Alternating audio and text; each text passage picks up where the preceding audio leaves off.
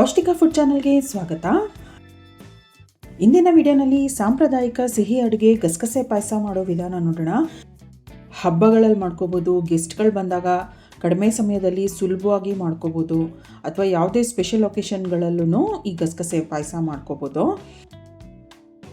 ಹಾಗೆಯೇ ನೀವಿನ್ನೂ ಈ ಚಾನಲ್ನ ಸಬ್ಸ್ಕ್ರೈಬ್ ಮಾಡ್ಕೊಂಡಿಲ್ಲ ಅಂದರೆ ದಯವಿಟ್ಟು ಸಬ್ಸ್ಕ್ರೈಬ್ ಮಾಡ್ಕೊಳ್ಳಿ. ಪಕ್ಕದಲ್ಲೇ ಇರೋವಂಥ ಬೆಲ್ ಐಕಾನ್ನ ಕ್ಲಿಕ್ ಮಾಡಿ. ಈ ಚಾನಲ್ನಲ್ಲಿ ಯಾವುದೇ ವಿಡಿಯೋಸ್ ಅಪ್ಲೋಡ್ ಆಗಿದ ತಕ್ಷಣ ನಿಮಗೆ ನೋಟಿಫಿಕೇಷನ್ಸ್ ಬರುತ್ತೆ. ಪಾಯಸ ಮಾಡೋ ವಿಧಾನನ ನೋಡೋಣ. ನಾನಿಲ್ಲಿ 2 ಟೇಬಲ್ ಸ್ಪೂನಷ್ಟು ರಾ ರೈಸ್ ತೊಗೊಂಡಿದ್ದೀನಿ. ಇದನ್ನು ಹುರ್ಕೊಳ್ಳೋಣ.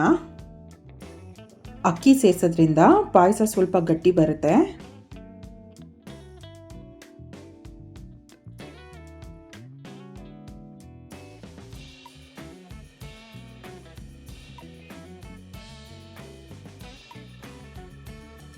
ಅಕ್ಕಿ ಹುರಿದಿದ್ದಾಗಿದೆ.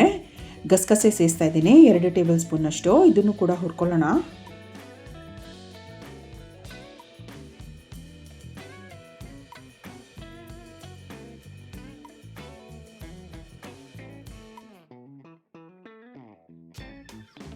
ಒಂದು ಸಣ್ಣ ಪೀಸಷ್ಟು ಜಾಯಿಕಾಯಿ ಮತ್ತು 4 ಏಲಕ್ಕಿನ ಬಿಡಿಸ್ಬಿಟ್ಟು ತೊಗೊಂಡಿದ್ದೀನಿ.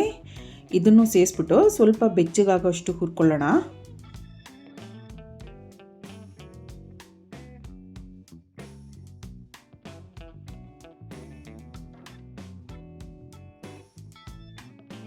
ಇದೆಲ್ಲ ಹುರಿದಿದ್ದಾಗಿದೆ. ಇದೊಂದು ಸ್ವಲ್ಪ ತಣ್ಣಗಾಗೋದಕ್ಕೆ ಬಿಡೋಣ. ನೋಡಿ, ಅಕ್ಕಿ ಗಸಗಸೆ ಏಲಕ್ಕಿ ಎಲ್ಲ ಹುರಿದಿತ್ತಲ್ಲ, ಅದು ತಣ್ಣಗಾದ ನಂತರ ಮಿಕ್ಸಿ ಜಾರಿಗೆ ಸೇರಿಸ್ಬಿಟ್ಟು ನುಣ್ಣಗೆ ಪುಡಿ ಮಾಡ್ಕೋಬೇಕು. ಇದೇ ಜಾರ್ಗೆ ಉಳಿದಂಥ ಪದಾರ್ಥಗಳನ್ನೂ ಸೇರಿಸ್ತಾ ಇದ್ದೀನಿ. ಒಂದು ಸ್ವಲ್ಪ ಬಾದಾಮಿ ಮತ್ತು ಗೋಡಂಬಿನ ಒಂದು ಅರ್ಧ ಗಂಟೆಗಳ ಕಾಲ ನೀರಿನಲ್ಲಿ ನೆನೆಸಿಟ್ಟಿದ್ದೀನಿ. ಬಾದಾಮಿ ಒಂದು 12ರಿಂದ 15 ಅಷ್ಟಿದೆ. 10 ಗೋಡಂಬಿ ಇದೆ. ಇದನ್ನು ಕೂಡ ಸೇರಿಸ್ತಾ ಇದ್ದೀನಿ ಮಿಕ್ಸಿ ಜಾರ್ಗೆ. ಇದನ್ನು ನುಣ್ಣಗೆ ರುಬ್ಕೋಬೇಕು. ಇದ್ರ ಜೊತೆಗೆ ಒಣಕೊಬ್ಬರಿ ಅರ್ಧ ಕಪ್ಪಷ್ಟು,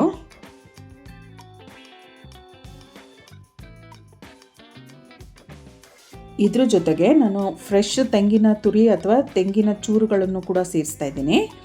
ನೋಡಿ, ಅರ್ಧ ಹೋಳಷ್ಟು, ಒಂದು ತೆಂಗಿನಕಾಯಿಯಲ್ಲಿ ಅರ್ಧ ಹೋಳು ತೆಂಗಿನಕಾಯಿನ ಈ ರೀತಿಯಾಗಿ ತೆಳ್ಳಗೆ ಹೆಚ್ಚಿಬಿಟ್ಟು ತೊಗೊಂಡಿದ್ದೀನಿ. ನೀವು ತುರಿದ್ಬಿಟ್ಟು ಕೂಡ ಸೇರಿಸ್ಬೋದು.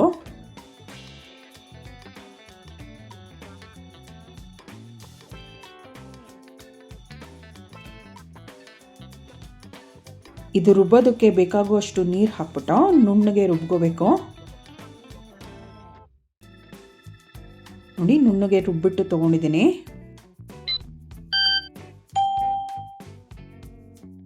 ಇದನ್ನು ಸೈಡ್ಗೆ ಇಟ್ಬಿಟ್ಟು ಬೆಲ್ಲನ ಕರಗೋದಕ್ಕೆ ಇಡೋಣ. 1 ಕಪ್ಪಷ್ಟು ಬೆಲ್ಲ ತೊಗೊಂಡಿದ್ದೀನಿ. ಸಿಹಿ ಪ್ರಮಾಣ ನೀವು ಹೆಚ್ಚು ಕಡಿಮೆ ಮಾಡ್ಕೋಬೋದು. ಬೆಲ್ಲ ಮುಳುಗೋಷ್ಟು ನೀರು ಅಥವಾ 1ರಿಂದ 1.5 ಕಪ್ಪಷ್ಟು ನೀರು ಹಾಕ್ಬಿಟ್ಟು ಬೆಲ್ಲನ ಕರಗೋದಕ್ಕೆ ಬಿಡೋಣ.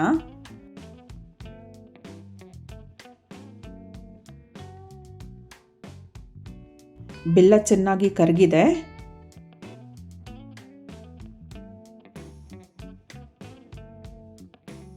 ಇದನ್ನು ಸೈಡ್ಗೆ ಇಟ್ಬಿಟ್ಟು ಪಾಯಸ ಮಾಡೋ ಅಂಥ ಪಾತ್ರೆಗೆ ರುಬ್ಬಿದಂಥ ಅಷ್ಟು ಮಿಶ್ರಣನೂ ಸೇರಿಸ್ತಾ ಇದ್ದೀನಿ.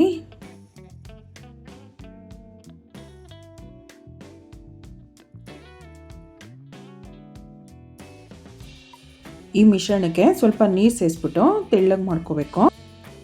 ಮಿಕ್ಸಿ ಜಾರ್ಗೂ ಕೂಡ ಒಂದು ಸ್ವಲ್ಪ ನೀರು ಸೇರಿಸ್ಬಿಟ್ಟು ಹಾಕ್ತಾ ಇದ್ದೀನಿ. ನಾನಿಲ್ಲಿ ಹತ್ತತ್ರ 1.5 ಕಪ್ಪಷ್ಟು ನೀರನ್ನು ಸೇರಿಸಿದ್ದೀನಿ. ನೀರಿನ ಪ್ರಮಾಣ ನೀವು ಗಟ್ಟಿ ಎಷ್ಟಿರುತ್ತೆ ಅಷ್ಟು ನೋಡಿಕೊಂಡು ಸೇರಿಸ್ಕೋಬೋದು. ಇದನ್ನು ಚೆನ್ನಾಗಿ ಮಿಕ್ಸ್ ಮಾಡಬೇಕು.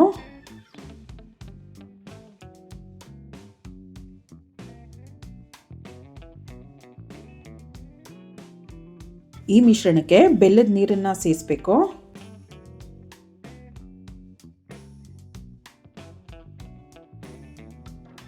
ಬೆಲ್ಲದ ನೀರನ್ನು ಶೋಧಿಸ್ಕೋಬೇಕು.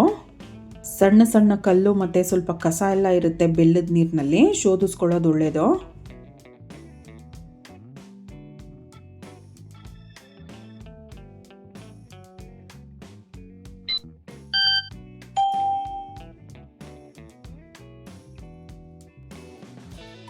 ತುಂಬ ಗಟ್ಟಿ ಅನಿಸಿದ್ರೆ ಮಾತ್ರ ಈ ಹಂತದಲ್ಲಿ ಒಂದು ಅರ್ಧ ಕಪ್ಪು, 1/4 ಕಪ್ಪಿಂದ ಅರ್ಧ ಕಪ್ಪಷ್ಟು ನೀರು ಸೇರಿಸ್ಕೋಬೋದು.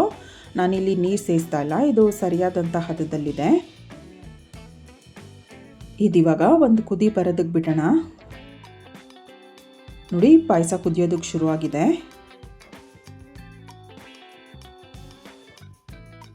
ಈ ಹಂತದಲ್ಲಿ 1 ಕಪ್ಪಷ್ಟು ಹಾಲನ್ನು ಸೇರಿಸ್ತಾ ಇದ್ದೀನಿ. ಗಟ್ಟಿ ಹಾಲನ್ನೇ ಸೇರಿಸ್ತಾ ಇದ್ದೀನಿ, ಸ್ವಲ್ಪ ಕೂಡ ನೀರು ಮಿಕ್ಸ್ ಮಾಡಿಲ್ಲ.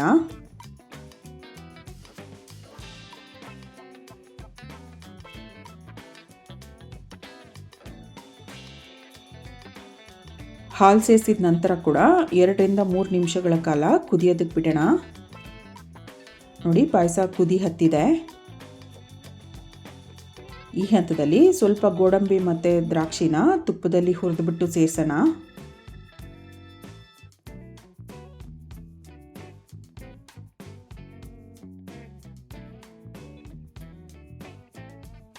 ಮೊದಲು ಗೋಡಂಬಿನ ಕೆಂಪುಗೆ ಹುರ್ಕೊಂಡು ನಂತರ ದ್ರಾಕ್ಷಿನ ಸೇರಿಸ್ತಾ ಇದ್ದೀನಿ.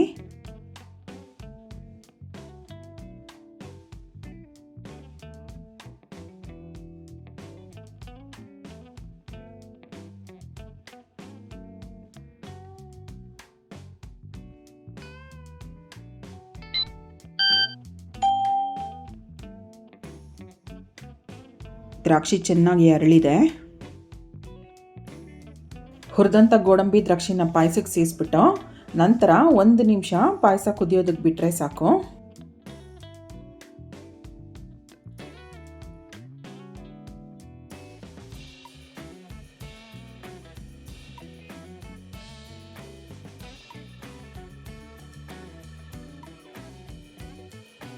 ನೋಡಿ, 1 ನಿಮಿಷದಿಂದ ಪಾಯಸ ಕುದೀತಾ ಇದೆ.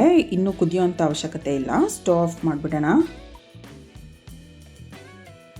ರುಚಿಯಾದಂಥ ಗಸಗಸೆ ಪಾಯಸ ಸಿದ್ಧವಾಗಿದೆ.